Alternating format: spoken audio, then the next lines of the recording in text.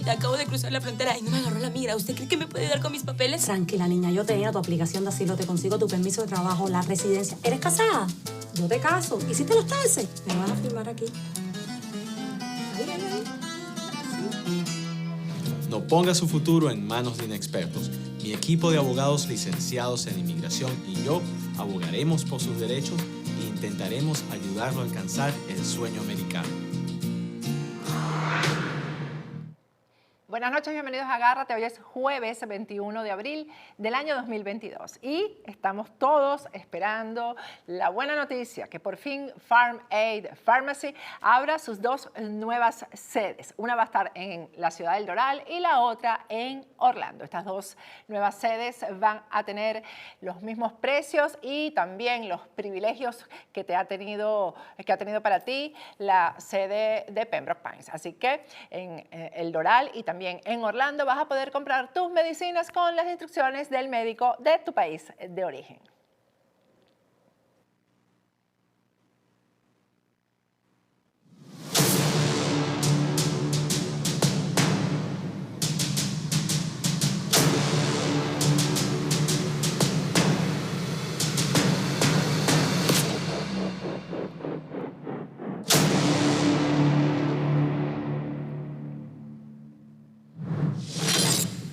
Buenas noches, bienvenidos a Agárrate. Hoy es jueves 21 de abril del año 2022.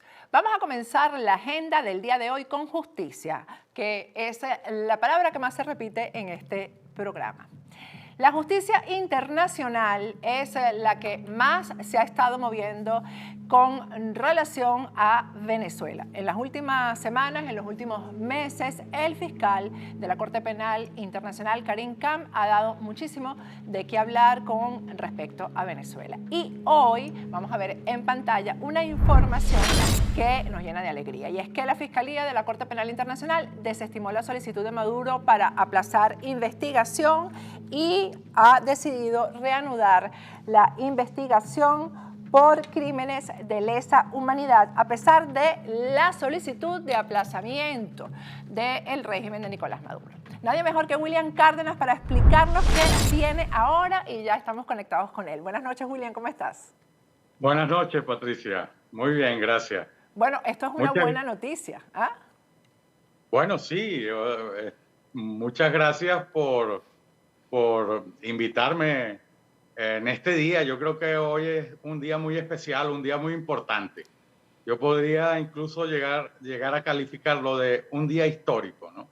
Hoy hemos tenido conocimiento de la respuesta que le dio el fiscal de la Corte Penal Internacional, el señor Karim Khan, a la solicitud de inhibición que presentó la pasada semana el canciller usurpador de la República de Venezuela, ¿no?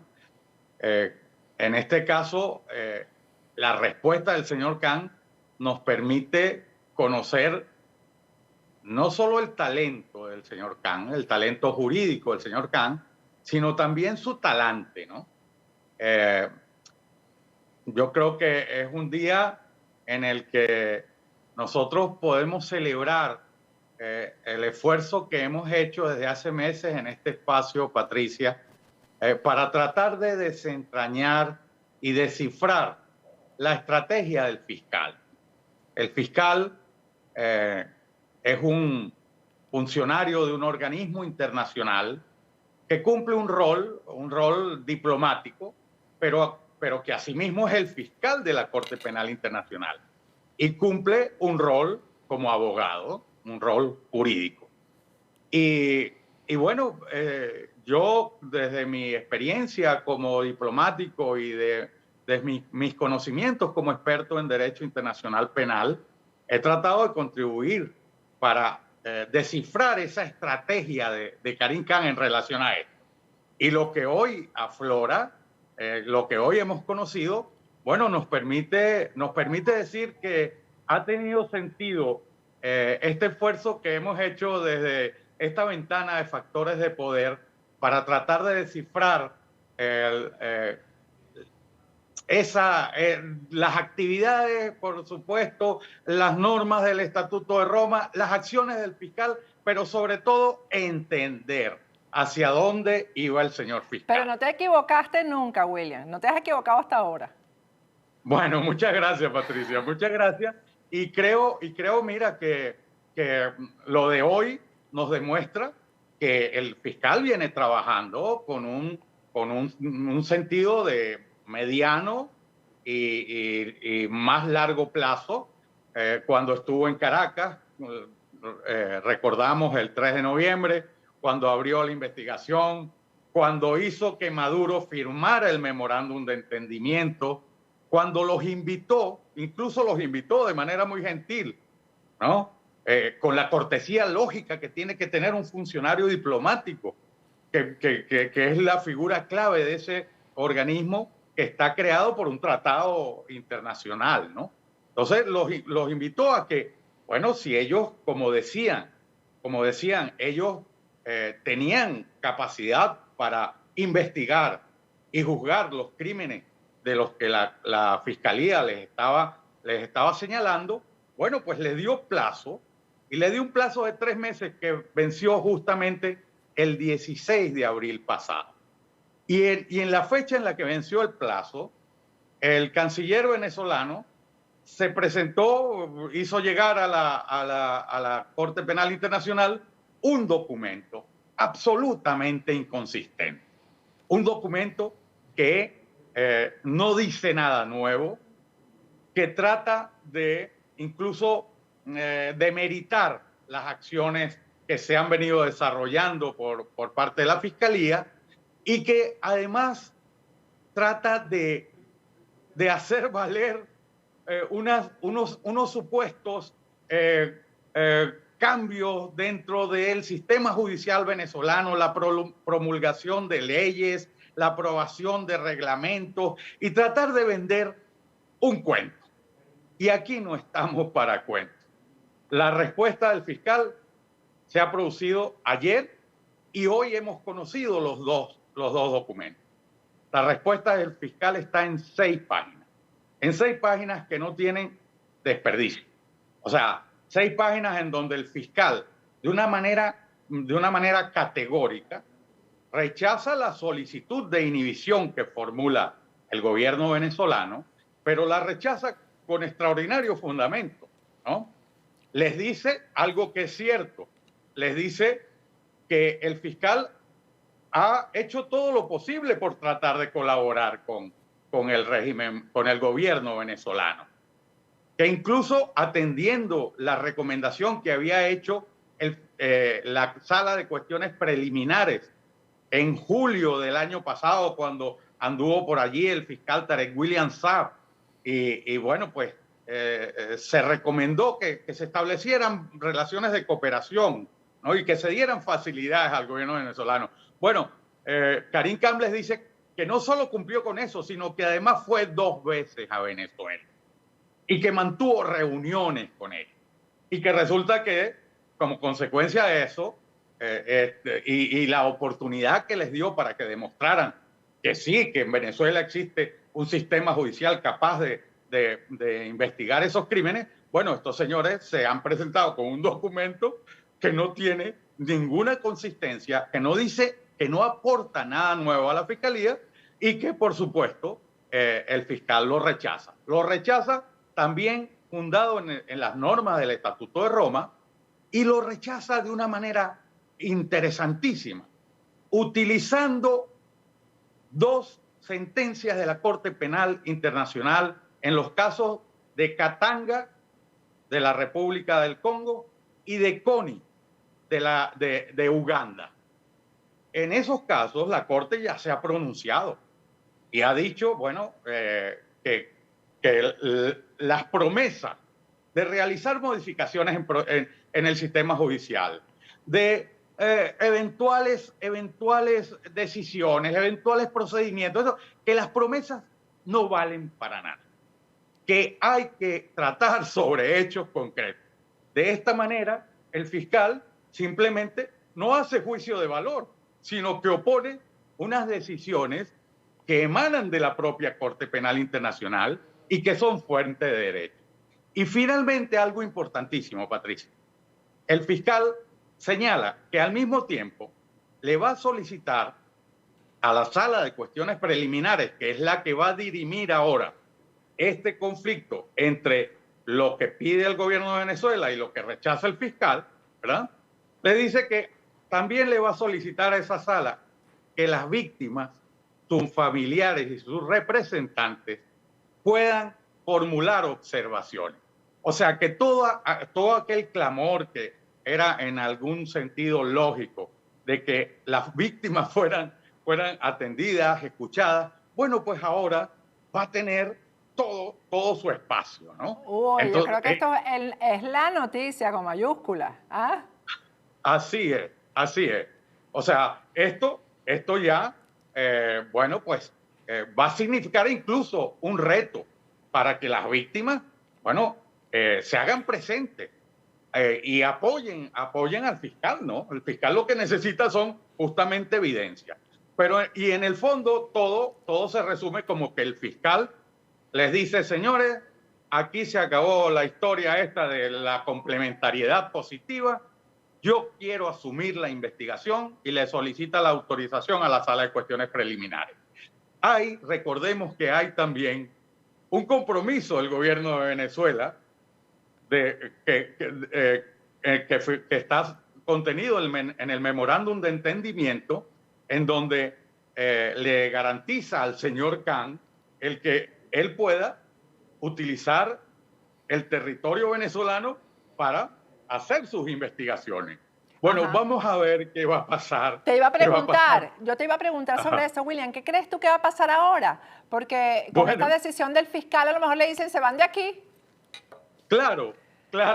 Y ahí es donde vamos a encontrar que la jugada, que la estrategia del fiscal ha sido extraordinaria. O sea, ahora tú me vas a sacar la oficina donde van a estar funcionarios diplomáticos de la ONU y de la Fiscalía de la Corte Penal Internacional y me vas a decir que no pueden estar en Venezuela.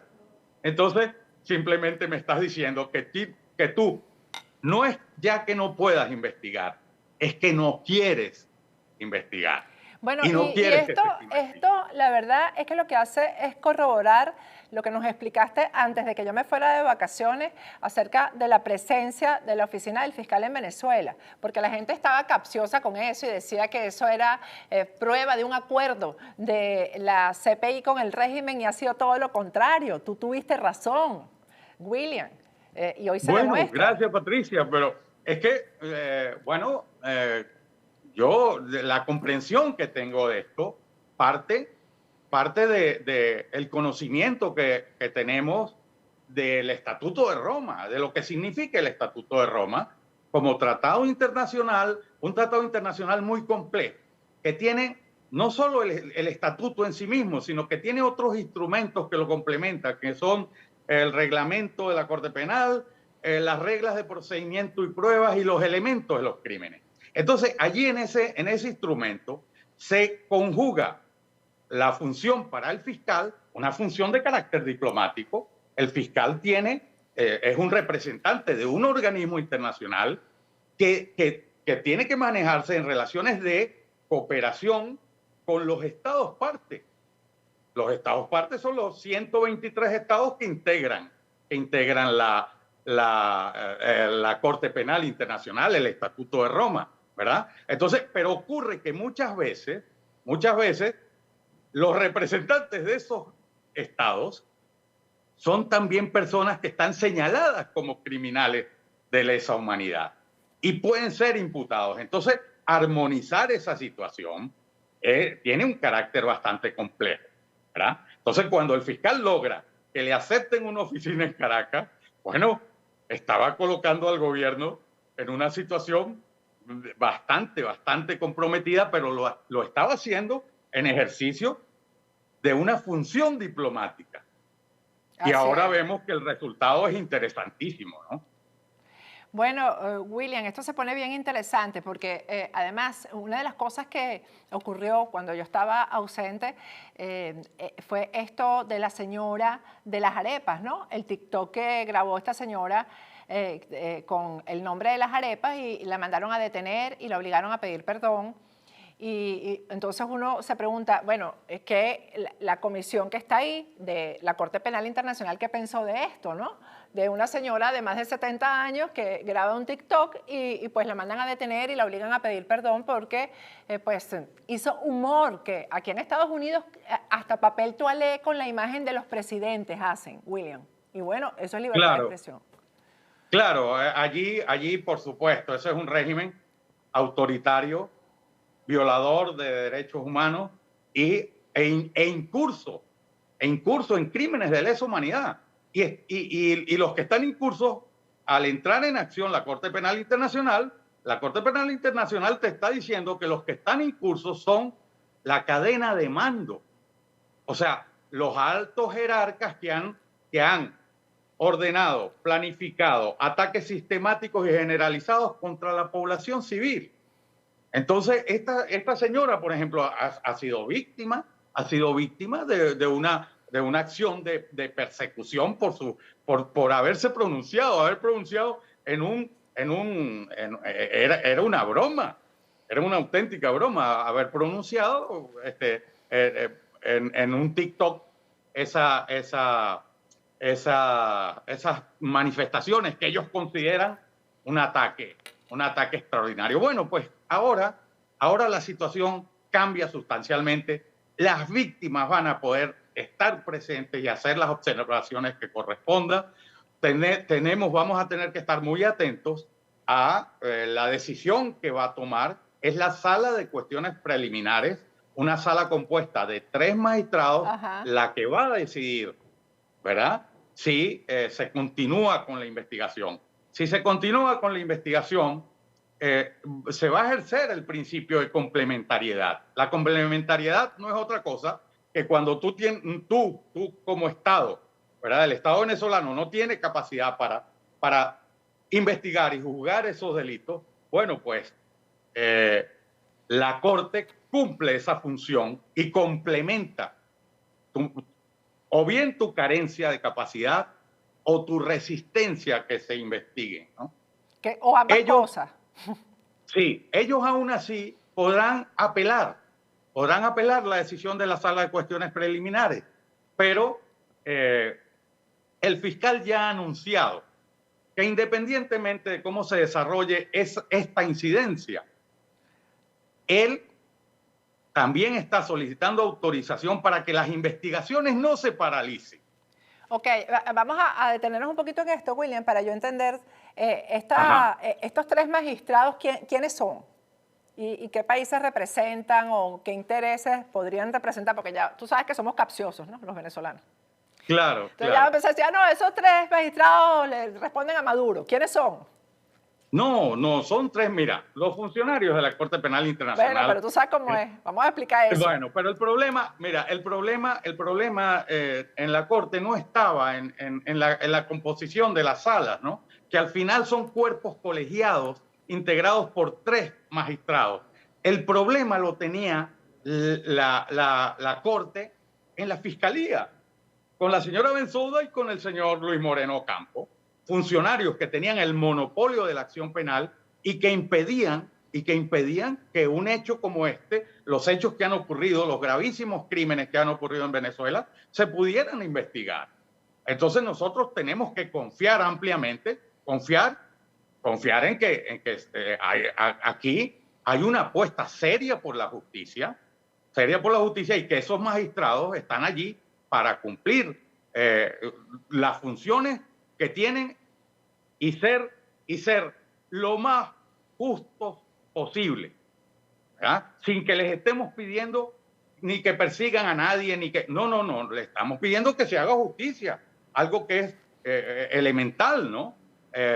Karim Khan, por ejemplo, es un funcionario, todo el mundo ha estado pendiente, oye, ¿qué va a hacer? Que en esa oficina, que si la oficina va a hacer, lo criticaron, se le criticó mucho de una manera injusta. Si Karim Khan lo que tiene son 10 meses en la fiscalía, ¿no? Habían pasado 18 años con 2 fiscales que no hicieron absolutamente nada. Entonces, en 10 meses se estaban provocando unas críticas que no le hacen ningún favor a las víctimas, que no le hacen ningún favor a Karim Khan, y si no le hacen favor ni a las víctimas ni a Karim Khan, ¿a quién favorecen esas críticas, no? Entonces, ahora mismo nosotros tenemos que tener la confianza en que estamos dentro de un proceso serio, ¿no? Con una corte seria y que esperamos por lo que hemos esperado tantos años, ¿no? Pero mientras esta corte, o sea, estos 3 magistrados deciden, la investigación avanza, no se detiene, ¿no? Sí, él ya ha anunciado también que va a hacer ese planteamiento de que porque lo permite el artículo 18 en su numeral 6, permite que efectivamente él pueda realizar investigaciones porque se pueda correr el riesgo, por ejemplo, de perder pruebas importantes, ¿no? En este caso, la situación que mencionabas tú antes va a ser interesantísima. ¿Qué va a pasar con la oficina? O sea, ¿se van a oponer a que la oficina se instale en Venezuela? Bueno, yo me imagino que en este momento que tú y yo estamos hablando, que por cierto, ellos no han reaccionado, van a ser las 7 de la noche, estamos grabando temprano para nosotros y muy tarde para William. Están decidiendo qué van a hacer y qué declaración van a dar, ¿no? Yo me imagino que están en eso, tomando la decisión, porque están contra la pared también, ¿no? Bueno, hay un memorándum de entendimiento firmado por Nicolás Maduro en el Palacio de Miraflores, donde aceptó que se instale, que el fiscal pueda adelantar investigaciones en territorio venezolano. Pero tú sabes que eso, lo menos que ellos tienen es entendimiento. Así que eso para ellos no es nada. Claro. No les importa nada. Así que... Mira, Patricia, yo en esto, mira, una de las cosas que recomiendo, ¿no? Es la paciencia. Hemos tenido muchísima paciencia. Así es. Que tengamos paciencia y que seamos prudentes, ¿no? O sea, que no, por eso pensar, ya ponernos a dudar de los magistrados, pues no, tenemos que tener confianza, no solo en estos magistrados de la Sala de Cuestiones Preliminares, sino en los magistrados que van a resolver este juicio en el futuro, ¿no? Y tenemos que, entender que estos señores se niegan a abrir las oficinas. Bueno, ¿qué es lo que viene después? Después vendrán que se les formule cargo a los responsables y que se libren las órdenes de captura. Ese es el camino. Hay un procedimiento. Ellos pueden, la decisión sale. Si, como salga la decisión, tiene recurso para ambas partes. El recurso se presenta ante la sala de apelaciones, que tiene otros magistrados. ¿Ves? Entonces aquí ya entramos en la corte, aquí ya estamos en una fase judicial, en donde se va a ventilar una situación. En este caso es la parte preliminar del juicio, pero fundamental, porque esto nos va a dar los elementos para formular los cargos de los responsables de esos crímenes. Y que se haga justicia, porque no importa esperar con tal de que todos los argumentos y las pruebas estén amarrados, como se dice coloquialmente, para que se pueda hacer justicia de verdad, William. Eso es lo importante. Así es, Patricia. Y mira, de verdad, felicitarte, porque esta ventana de factores de poder nos ha permitido llevarle al pueblo venezolano una situación que no era fácil de entender, ¿no? Bueno, pues comprender que no es un fiscal, no es un fiscal como son los fiscales nacionales, ¿no? Que son fiscales de un ministerio público que tienen una circunscripción determinada, una jurisdicción y unas competencias. Este señor es el representante de un organismo internacional, creado por un tratado internacional que tiene 123 estados representados en ese organismo. Entonces, en su figura se confluyen las funciones como diplomático y como fiscal, como abogado, que tiene que instruir. Él no solo formula cargos, sino que tiene que, a su vez, instruir ese expediente. O sea, no hay un juzgado de instrucción en la Corte. El instructor es el propio fiscal. Entonces, toda esa actividad del fiscal es muy compleja y requiere un esfuerzo de comprensión. Y eso es lo que hemos estado haciendo tú y yo para los amigos que nos han estado atendiendo desde Venezuela. Pero además lo más importante de todo esto, William, es que las víctimas van a ser escuchadas. ¿Tú sabes cuántos años hay de silencio?